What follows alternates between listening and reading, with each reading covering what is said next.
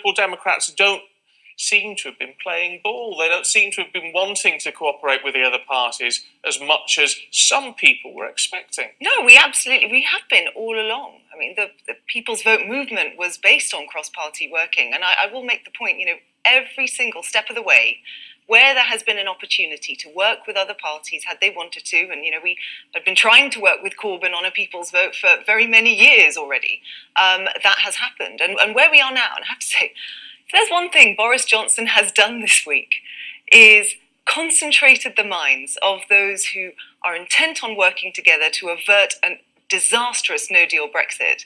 And what we're going to see next week, fair criticism to past weeks where, maybe we didn't quite get our act together, weren't all pulling in the same direction. Jo Swinson, in her speech 2 weeks ago, laid out this legislative route. We will work together on that basis, and that's what we're going to do next week. I think people will be positively surprised by what we can achieve when we pull together, and we intend to. So what are you aiming for in this coming week? Because actually David Gauke wouldn't tell us specifically what he wanted. John McDonnell wouldn't tell us specifically what he wanted to achieve. What do the Liberal Democrats specifically want to achieve this week? Well, what Jo Swinson has said, and I fully ascribe to, look, it's just logical. We need an extension. Clearly, that's the first thing we need.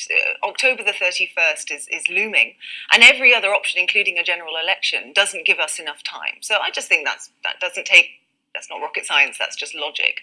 And the three-step process that we'd like to see is, number one, an extension for the purposes of a People's Vote. If anyone ever wanted evidence of how bad Brexit is for not just our country, our economy, but also our constitution and our parliamentary sovereignty, it's this. We need to just make this stop. And the idea that even passing any kind of deal, or certainly going off the cliff edge of no deal, is going to make us stop talking about Brexit, it's not. That's the beginning. So we stand by our stop Brexit stance, but we do that via a People's Vote, and that's step one. But if we can't achieve that, then two has to be a general election. But it has to be before we leave. There's no point in calling a general election on the 17th of October. There wouldn't be time. The clock starts ticking. So you have to achieve an extension first. And if we can't get that, we have to, as parliamentarians, consider revoking Article 50.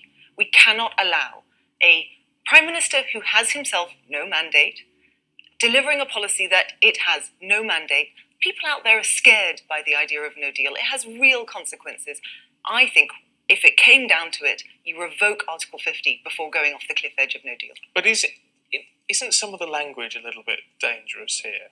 In that you say people out there are scared of a no deal. Well, that's what they're telling me. Well, I'm sure some people are, but we can't actually just make that assumption, can we? That the majority of people in this country are scared of a no deal Brexit. Plenty of people out there say, actually, this is effectively what we voted for. And if that's the case, then can't we just ask? Can't we check? And that's exactly what we mean by People's Vote. If we get to the point where, we saw this morning, Barnier has outright rejected getting rid of the backstop. We're assuming that he's not going to be able to change the withdrawal agreement as it is. Interesting side note, this prorogation does mean that if Boris Johnson did want to bring back the withdrawal agreement, he now can. He can try again. We'll see if that works or not. And we've said, as Liberal Democrats, we would support the withdrawal agreement if he put it back to the people with the option to remain. But if we can't do that, and we end up with this no deal being the only other option, I think it's only right to go back to the people and go, really?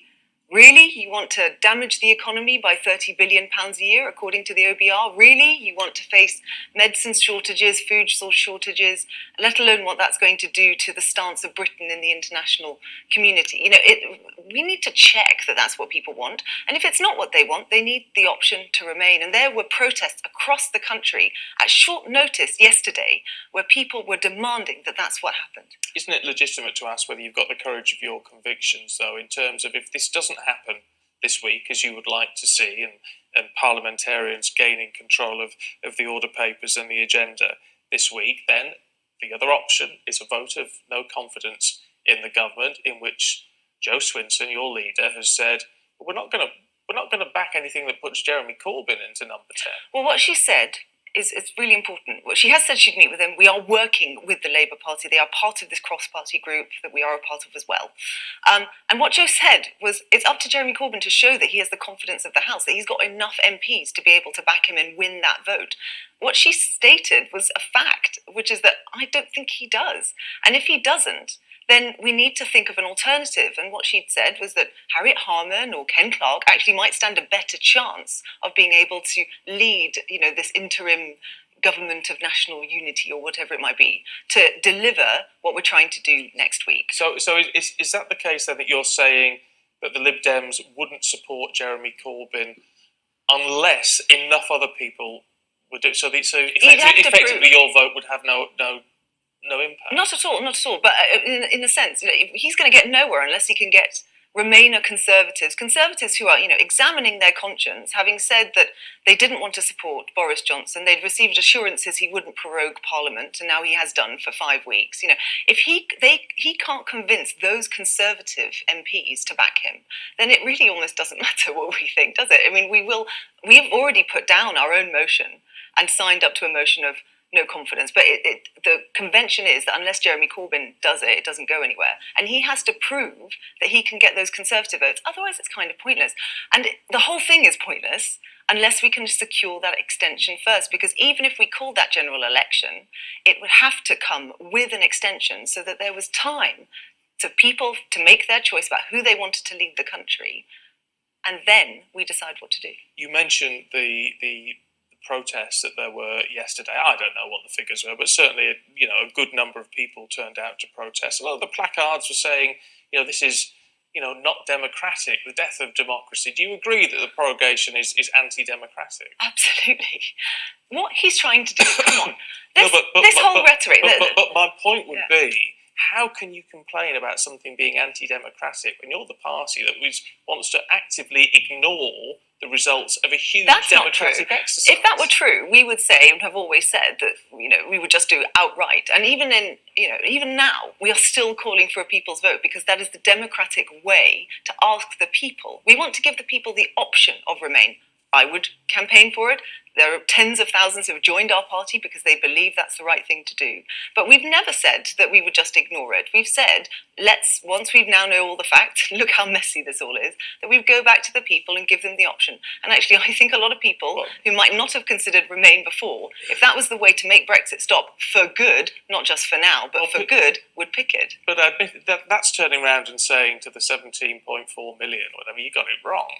Let's do it again. You got it wrong. It's not you got it wrong. It's, are you sure? Are you sure? And actually, of the 17.4 million people, equally, can you say that every single one of them voted for no deal?